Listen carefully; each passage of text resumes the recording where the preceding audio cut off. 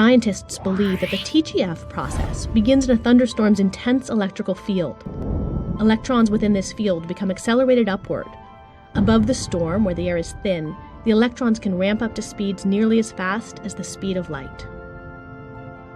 When these ultra-fast electrons encounter an atom, they emit gamma rays.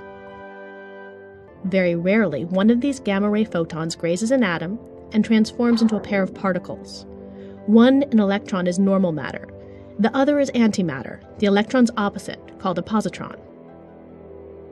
The gamma rays travel in straight lines, but the charged particles spiral along lines of Earth's magnetic field. And that was the route to Fermi. The particles created by the TGF rode upward on magnetic field lines and then struck the spacecraft. The positrons annihilated when they struck electrons in Fermi, creating a flash of gamma rays. For an instant, Fermi became a gamma ray source and set off its own detectors. A fraction of a second later, some of the particles were bounced back along the same magnetic field line. They again passed through Fermi and again produced gamma rays. The spacecraft has observed this phenomenon on at least 4 other occasions. So the next time lightning flashes and thunder roars, remember, you may be witnessing antimatter in the making. The GBM findings confirm a theory published in 2011 that the same avalanche of speedy electrons that creates a TGF's gamma rays also produce strong, very low-frequency radio signals. With this knowledge, scientists compare the Fermi TGF sample with the more precise radio positions from the Worldwide Lightning Location Network.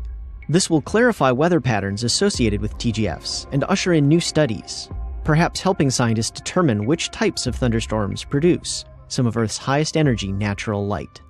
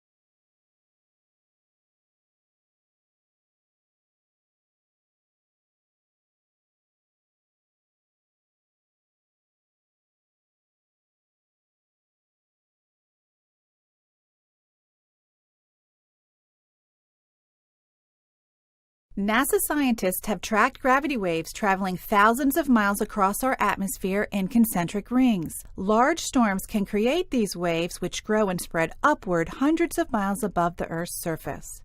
The AIRS instrument on NASA's Aqua satellite detected gravity waves in the troposphere and stratosphere 12 hours before a deadly EF5 tornado in Moore, Oklahoma in 2013. On the instrument's next pass 11 hours later, it detected even stronger waves. We pull up 250 miles to the ionosphere, where the waves can be observed by GPS satellites. Here, gravity waves are shown in greens and yellows, like ripples in a pond. The waves in tornado were both produced by a long-lived storm system. Understanding the spread of gravity waves improves global weather forecasting and space weather forecasting.